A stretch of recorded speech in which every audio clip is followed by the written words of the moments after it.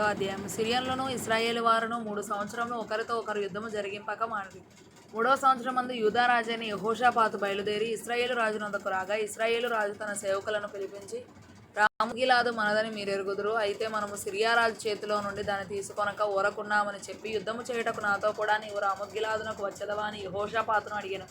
అందుకు యెహోషాపాతు, నేను నీవాడనే, నా జనులు నీ జనులే, నా గుర్రములను నీ గుర్రములే అని ఇశ్రాయేలు రాజుతో చెప్పెను. పిమ్మట యెహోషాపాతు, నేడు యెహోవా యొద్ద విచారణ చేయదము రండని ఇశ్రాయేలు రాజుతో అనగా, ఇశ్రాయేలు రాజు దాదాపు 400 మంది ప్రవక్తలను పిలిపించి, యుద్ధము చేయుటకు రామోత్గిలాదు మీదికి పోదునా పోకుందునా అని వారిని అడిగాను. అందుకు యెహోవా, దానిని రాజైన నీ చేతికి అప్పగించును గనుక పొండని వారు చెప్పిరి. కానీ యెహోషాపాతు, విచారణ చేయుటకై వీరు తప్ప యెహోవా ప్రవక్తలలో ఒకడైనను ఇక్కడ లేడా అని అడిగాను. అందుకు ఇశ్రాయేలు రాజు, ఇవ్లు కుమారుడైన మీకాయా అను ఒకడున్నాడు. అతని ద్వారా మనము యెహోవా యొద్ద విచారణ చేయవచ్చును గాని అతడు నన్ను గూర్చి మేలు ప్రకటింపక కీడే ప్రకటించును గనుక అతని యందు నాకు ద్వేషము కలదని యెహోషాపాతుతో అనగా, యెహోషాపాతు, రాజైన మీరు అలాగనవద్దనెను.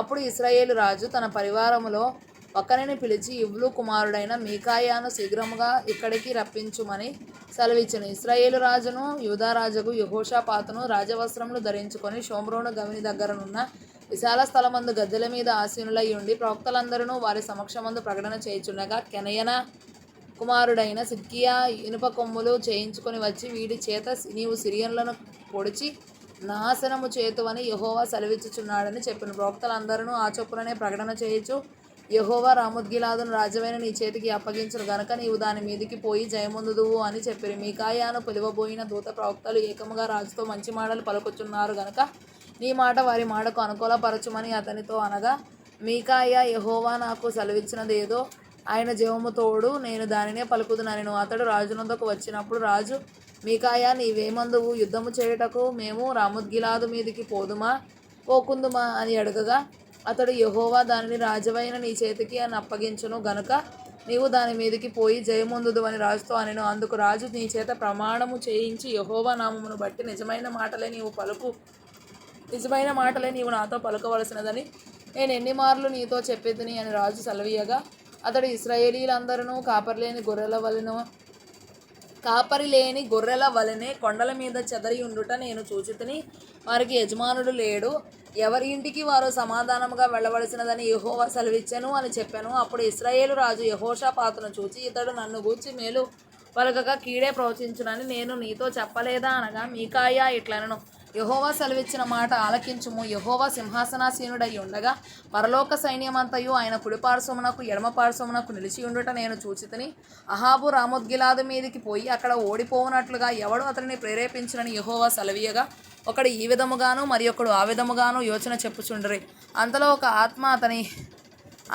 ఆత్మ ఎదుటికి వచ్చి యెహోవా సన్నిధిని నిలువబడి, నేను అతనిని ప్రేరేపించదనగా, యెహోవా, ఏ ప్రకారము నీవు అతని ప్రేరేపించుదు అని అతనిని అడిగాను.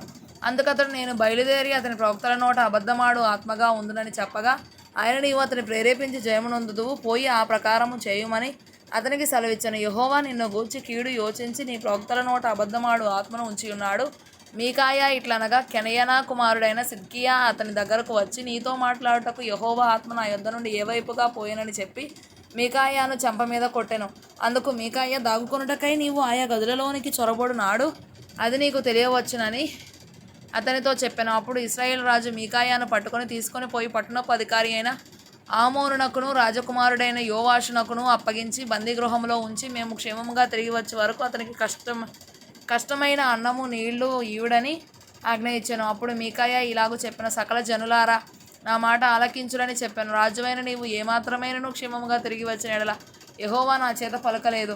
ఇశ్రాయేలు రాజును యూదారాజుకు యెహోషాపాతును రామోత్గిలాదు మీదికి పోచుండగా, ఇశ్రాయేలు రాజు, నేను మారువేషం వేసుకొని యుద్ధంలో ప్రవేశించేదను, నీవైతే నీ వస్త్రములు ధరించుకొని ప్రవేశించమని యెహోషాపాతుతో చెప్పి మారువేషం వేసుకొని యుద్ధమందు ప్రవేశించెను. సిరియా రాజు తన రథముల మీద అధికారులైన 32 అధిపతులను పిలిపించి, అలుపులతోనైనను గన్లతోనైనను మీరు పోట్లాడవద్దు, ఇశ్రాయేలు రాజుతో మాత్రమే పోట్లాడని ఆజ్ఞ ఇచ్చి ఉండగా, రథాధిపతులు యెహోషాపాతును చూచి ఇతడే ఇశ్రాయేలు రాజు అనుకొని అతనితో పోట్లాడుటకు అతని మీదికి వచ్చి, యెహోషాపాతు కేకలు వేయగా రథాధిపతులు ఇతడు ఇశ్రాయేలు రాజు కానట్టు గుర్తుపట్టి అతని తరుముట మానివేసిరి. పిమ్మట ఒకడు తన విల్లు తీసి గురి చూడకయ్యే విడువగా అది ఇశ్రాయేలు రాజుకు కవచపు కీలు మధ్యను తగిలెను.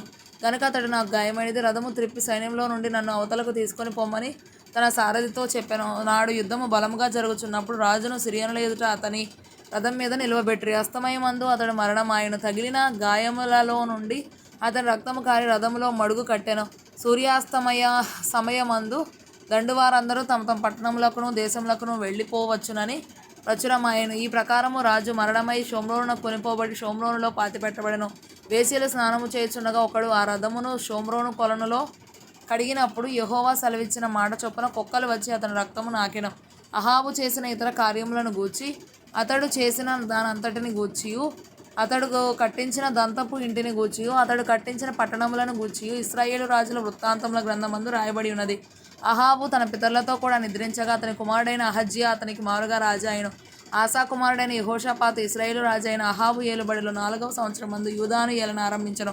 యెహోషాపాతు ఏలన ఆరంభించినప్పుడు అతను 35 ఏండ్ల వాడై యెరూషలేములో 25 ఏండ్లు ఏలెను. అతని తల్లి పేరు అజూబా. ఆమె షిల్హీ కుమార్తె అయి ఉండెను. అతడు తన తండ్రి అయిన ఆసా యొక్క మార్గములన్నిటిని అనుసరించి యెహోవా దృష్టికి అనుకూలంగా ప్రవర్తించుచూ వచ్చెను. అయితే ఉన్నత స్థలములను తీసివేయలేదు. ఉన్నత స్థలములలో జనులు ఇంకనూ బలులు అర్పించుచు ధూపం వేయుచు నుండిరి. యెహోషాపాతు ఇశ్రాయేలు రాజుతో సంధి చేసిన యెహోషాపాతు చేసిన ఇతర కార్యములను గూర్చియు, అతడు కనుపరచిన బలమును గూర్చి, అతడు యుద్ధము చేసిన విధమును గూర్చి యూదా రాజుల వృత్తాంతముల గ్రంథమందు రాయబడి ఉన్నది. తన తండ్రి అయిన ఆసా దినములలో శేషించి ఉండిన పురుషగాములను అతడు దేశంలో నుండి వెళ్ళగొట్టెను.